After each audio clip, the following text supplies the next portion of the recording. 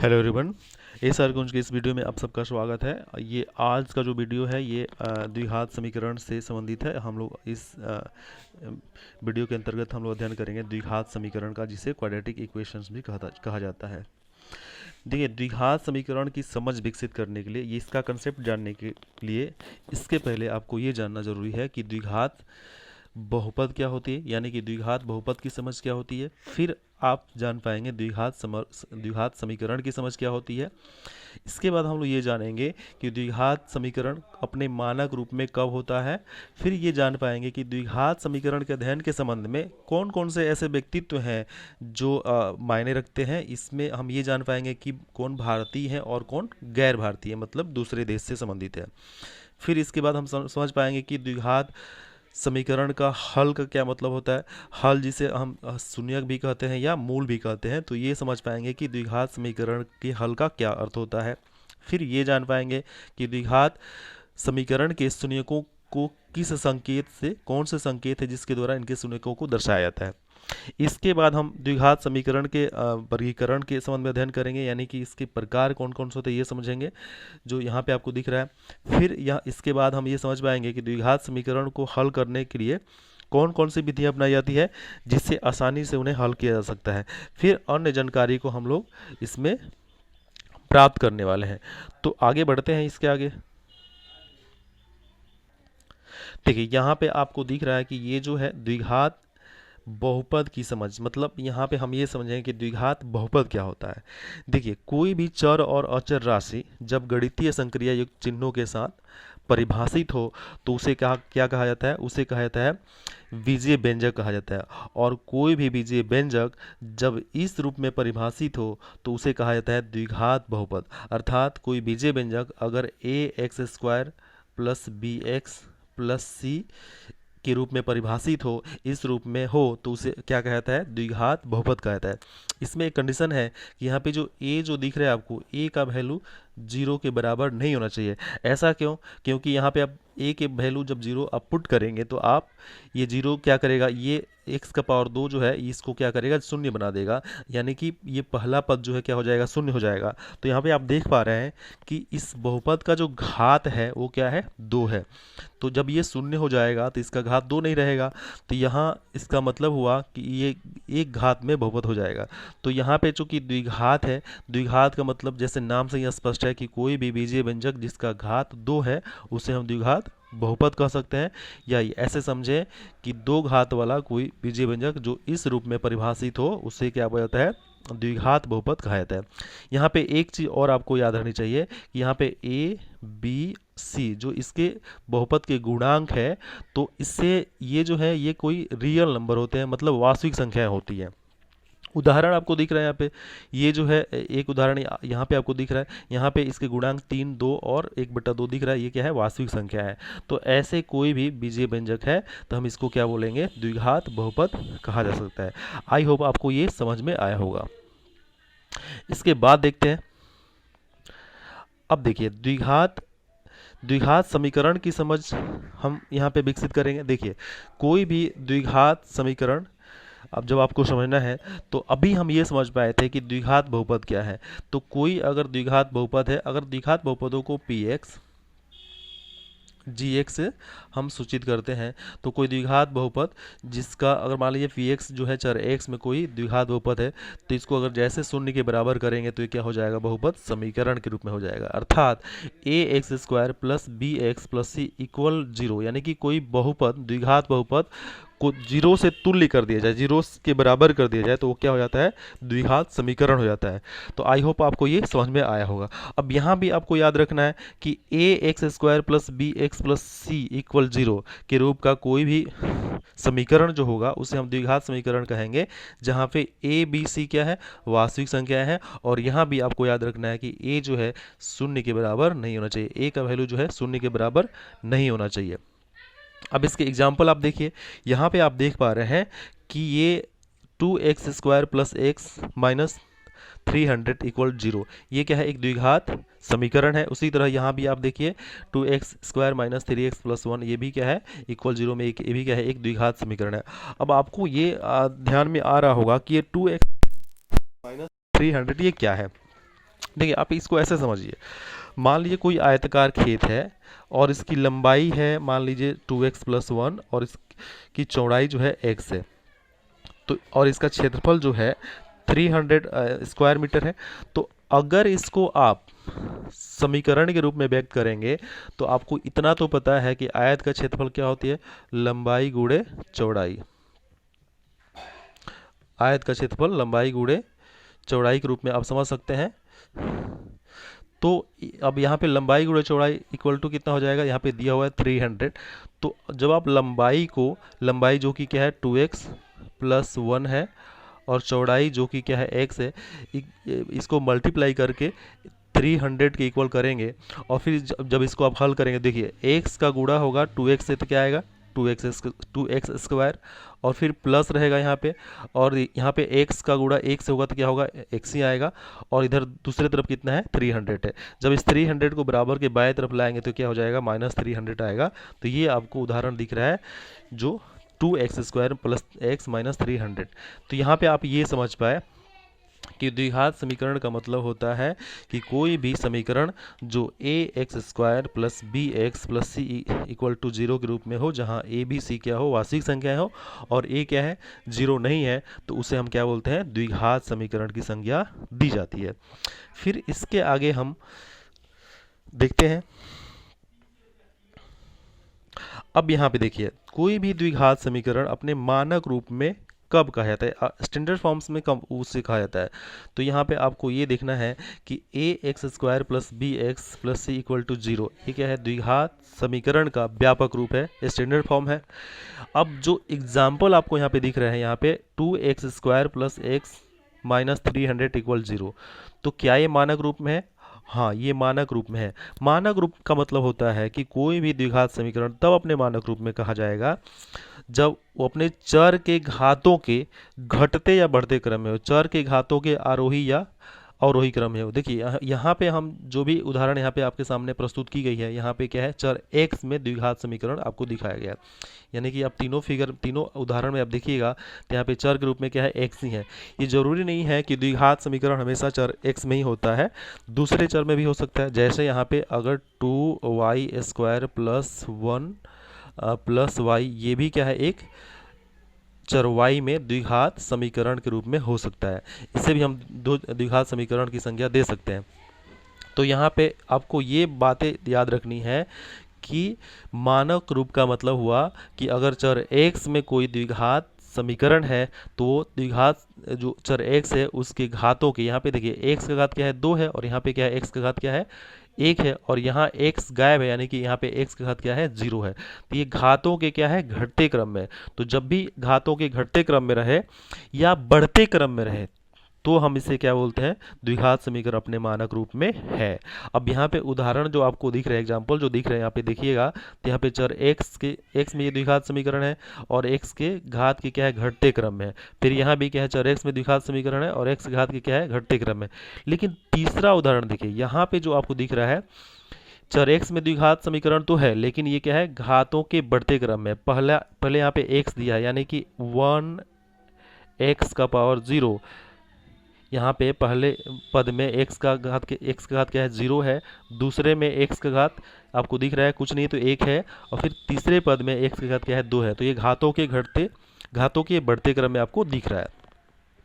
अब यहाँ दूसरे साइड में जो आपको एग्जाम्पल दिख रहा है ये मानक रूप में नहीं वाले हैं। तो यहाँ पे देखिए क्या अंतर है, दोनों में क्या अंतर है। यहाँ पे देखिए पहले पद का घात 2 है, दूसरे पद का घात क्या है 0 है, और तीसरे पद का घात क्या है 1 है, यानी कि 2 0 और 1। अब देखिए यहाँ पे घात जो है 2 0 1 है, तो क्या ये घटते क्रम है, नहीं, और ना ही ये बढ़ते क्रम है, तो ये किसी भी क्रम में नहीं है। तो ये क्या है, द्विघात समीकरण तो है लेकिन ये क्या होगा, अपने मानक रूप में नहीं कहा जाएगा। ठीक उसी तरह यहाँ पे देखिए पहले पद का घात क्या है 1 है, दूसरे पद का घात क्या है 2 है, लेकिन तीसरे पद का घात क्या है, पहले पद का घात यहाँ पे 0 दिख रहा है, दूसरे पद का घात क्या दिख रहा है 2, और अंतिम पद का घात क्या दिख रहा है यहाँ पे 1 दिख रहा है। तो ये भी क्या है, अपने मानक रूप में नहीं है। तो आई होप आपको ये मानक रूप समझ में आया होगा। अब देखिए इस क्षेत्र में महत्वपूर्ण व्यक्तित्व कौन से है, इसकी जानकारी हम लोग कर लेते हैं। तो यहाँ पे आपको दिख रहा है, यहाँ पे देखिए अधिकांश का ये मत है, अधिकांश गणितज्ञों का ये मत है, जो द्विघात समीकरण है इसकी समझ जो है सबसे पहले जो है बेबीलोन वासियों के द्वारा दी गई। आपको पता है कि यूक्लिड जो है यूनान के गणितज्ञ है, इनके द्वारा भी इस संबंध में अध्ययन किया गया। लेकिन अगर भारतीय परिप्रेक्ष्य में बात करी जाए तो भारतीय परिप्रेक्ष्य में ब्रह्मगुप्त, जो कि आपको ईस्वी 598 से 665 के बीच, इनके द्वारा एक सूत्र दिया गया जिसे ax² प्लस bx=c, ये जो है द्विघात समीकरण से रिलेटेड है, तो ये इनके द्वारा सूत्र दी गई। फिर इसके बाद से देखिएगा तो श्रीधराचार्य जो ईस्वी 1025 से संबंधित है, एक सूत्र प्रतिपादित किया जिसे अब द्विघाती सूत्र के रूप में जाना जाता है, जो पूर्ण वर्ग बनाने की विधि, इसके संबंध में हम लोग आगे अध्ययन करने वाले हैं, से प्राप्त हुई है। फिर आप देखिएगा तो एक गणितज्ञ है अरब के जिनका नाम है अल ख्वारिज़मी, जो 800 ईस्वी से संबंधित है, इनका काल माना जाता है। फिर जो है यहाँ पे इनके द्वारा इस संबंध में अध्ययन किया गया। फिर एक और नाम आता है अब्राहम बारहिया हा नासी यूरो, जिन्होंने 1142 में एक पुस्तक मुद्रित कराई जिसका नाम था लिबर इम्बाडोरम, में विभिन्न द्विघात समीकरणों को पूर्ण हल करके उनके द्वारा दिखाई गई। तो यहाँ पे आप ये समझे कि अगर भारतीय संदर्भ में बात करी जाए तो यहाँ पे ब्रह्मगुप्त का नाम आता है, श्रीधराचार्य का नाम आता है। अगर गैर भारतीय विदेशी लोगों की बात करी जाए तो इसमें अल ख्वारिज़मी है, अब्राहम हा नासी यूरो है और यूक्लिड इत्यादि नाम आते हैं। तो आपको द्विघात समीकरण की जब भी बात आए तो आपको इन व्यक्तित्व का नाम याद होना चाहिए।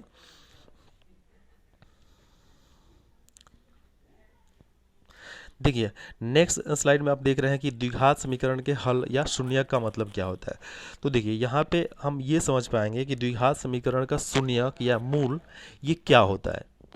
देखिए शून्यक का मतलब होता है कि अगर कोई समीकरण है, जैसे यहाँ पे आपको ये समीकरण दिख रहा है, तो यहाँ पे x² - 4 = 0 है, तो यहाँ पे शून्यक का मतलब होता है कि अगर चर x में द्विघात समीकरण है तो x का ऐसा मान जो इस पूरे समीकरण को क्या कर दे, शून्य कर दे।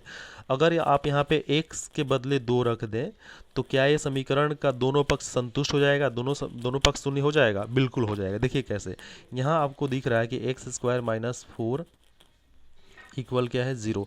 तो यहाँ पे अगर आप x का वैल्यू 2 रख रहे हैं तो x का पावर 2 हो जाएगा, -4 = 0। फिर इसको आप जब हल करेंगे तो क्या आएगा, 4 - 4 = 0। फिर आप 4 से -4 करेंगे तो क्या आएगा, 0 = 0। आपको दिख रहा है यानी कि यहाँ पे x का मान 2 रखने पर ये पूरा समीकरण क्या हो गया, संतुष्ट हो गया, यानी कि बायां पक्ष जो है वो दाएं पक्ष के बराबर हो गया, यानी कि समीकरण शून्य हो गया। तो हम इस x का वैल्यू जो प्राप्त हुआ है x का वैल्यू जो प्राप्त हुआ है 2, इसी को हम इस पहले समीकरण का हम क्या बोलेंगे, शून्यक बोलेंगे। अब यहाँ पे एक और बात आती है कि क्या x का मान -2 रखने पर भी ये संतुष्ट होगा? बिल्कुल होगा, क्योंकि अगर यहाँ पे x² - 4 है तो यहाँ पे -2 का स्क्वायर करेंगे, -4 लिखेंगे = 0। तो ये -2 का स्क्वायर करने पे भी क्या आता है, 4 ही आता है, और 4 यहाँ पे क्या आएगा, 0। फिर ये क्या होगा, 0 = 0, यानी कि -2 रखने पे भी क्या हो रहा है, ये समीकरण संतुष्ट हो रहा है। तो यहाँ हमने ये समझा कि x का मान जो आया, एक -2 आया, दूसरा क्या आया था, 2 आया था। तो यहाँ पे x के जो मान आए हैं जिनको रखने पे ये पूरा समीकरण क्या हो गया, शून्य हो गया, यानी कि समीकरण के दोनों पक्ष संतुष्ट हो गया, या समीकरण का दोनों पक्ष बराबर हो गया। तो यहाँ पे x का जो वैल्यू आया -2 और 2, इसे ही हम क्या बोलेंगे, इस द्विघात समीकरण का शून्यक बोलेंगे।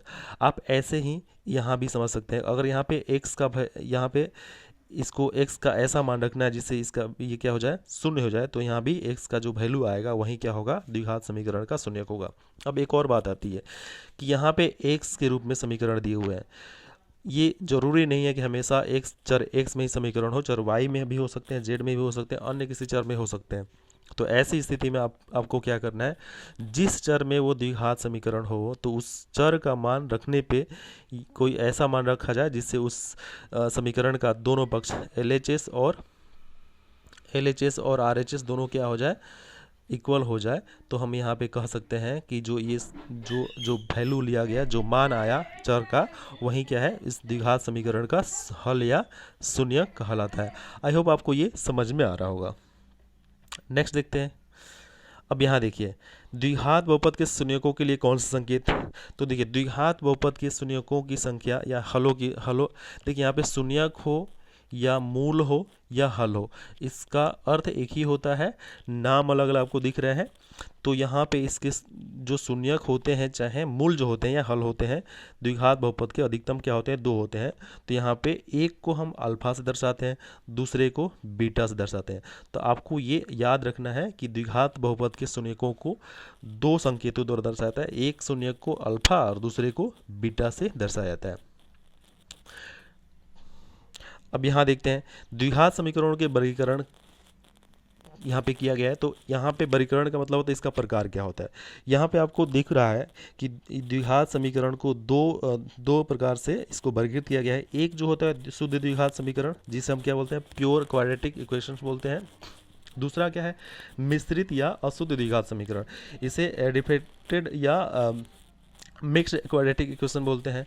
यहाँ पे अंतर देखिए, क्या अंतर है, आपको यहाँ पे व्यापक रूप में भी दिखाया गया है और इसके कुछ एग्जाम्पल भी दिए गए हैं, यहाँ पे आप देख पा रहे हैं। तो इसको समझने के लिए देखिए, जब कोई द्विघात समीकरण इस रूप में हो, जहाँ की यहाँ पे देखिए बी एक्स वाला पद इसमें है और यहाँ पे बी एक्स वाला पद, यानी कि दूसरा पद एक्स के गुणांक एक्स वाला पद यहाँ पे गायब है, जबकि एक्स स्क्वायर वाला पद है और ये अचर पद है। तो जब ये वाला पद यानी कि बी एक्स चर एक्स वाला पद गायब हो, यानी कि b का वैल्यू क्या हो, 0 हो, यहाँ पे अगर b का वैल्यू 0 हो तो ये गायब हो जाएगा। तो b का वैल्यू 0 हो तो यहाँ पे क्या प्राप्त हो जाएगा, आपको शुद्ध द्विघात समीकरण प्राप्त हो जाएगा। मैं इसको फिर से क्लियर करने का प्रयास कर रहा हूँ। देखिए, ये A X square plus B X plus C equal to 0, ये हम पहले समझ चुके हैं कि कोई किसी भी द्विघात समीकरण का व्यापक रूप यही होता है। तो ये इस रूप में अगर है तो क्या है, मिश्रित है या अशुद्ध द्विघात समीकरण की श्रेणी में उसको रखा जाएगा। किंतु अगर इस बी एक्स में, यानी कि इसमें दूसरे पद में b का गुणांक अगर 0 हो जाए, b क्या हो जाए 0, तो ये क्या हो जाएगा, इस रूप में प्राप्त हो जाएगा। तो जैसा ही इस रूप में प्राप्त होगा तो हम इसको क्या बोलेंगे, ये शुद्ध द्विघात समीकरण है। आई होप आपको ये समझ में आया होगा। अब उदाहरण के संदर्भ में हम देखते हैं यहाँ पे क्या है। देखिए, यहाँ पे एक्स स्क्वायर -4 इक्वल 0 दिया हुआ है, तो ये शुद्ध द्विघात समीकरण कहलाएगा। यहाँ आपको ये कन्फ्यूजन हो रहा है, यहाँ पे तो प्लस है, यहाँ पे माइनस कैसा है, तो आप इसको ऐसे व्यक्त कर सकते हैं, दिख रहा है आपको। तो यहाँ पे माइनस है तो उस संख्या का गुणांक के रूप में वो चला जाता है। अब मान लीजिए यहाँ पे माइनस है तो -4 आप देखेंगे यहाँ पे। तो कोई भी अगर समीकरण, द्विघात समीकरण इस रूप में हो तो उसे क्या बोला जाता है, शुद्ध द्विघात समीकरण या प्योर क्वाड्रेटिक इक्वेशन कहा जाता है। तो आई होप आपको ये समझ में आया होगा। अब यहाँ पे आप देखिए, ये जो उदाहरण आपको दिख रहे हैं ये क्या है, मिश्रित या अशुद्ध द्विघात समीकरण के उदाहरण है। आई होप आपको ये समझ में आ रहा होगा। नेक्स्ट देखते हैं। अब यहाँ पे आगे बात की गई है कि द्विघात समीकरणों के हल करने की विधियाँ कौन है। तो यहाँ पे हम लोग केवल इसका ये जो रूप देख रहे हैं, और इसके बाद के मतलब वीडियोज़ में हम लोग क्या करेंगे, अलग अलग गुणनखंड विधि, इन सभी विधियों का अध्ययन करने वाले हैं। तो यहाँ पे देखिए, द्विघात समीकरणों के हल करने की 3 विधियाँ होती हैं, 3 मेथड होते हैं जिससे द्विघात समीकरणों को हल करा जा सकता है। इसमें पहला मेथड जो है वो क्या है, गुणनखंड विधि है।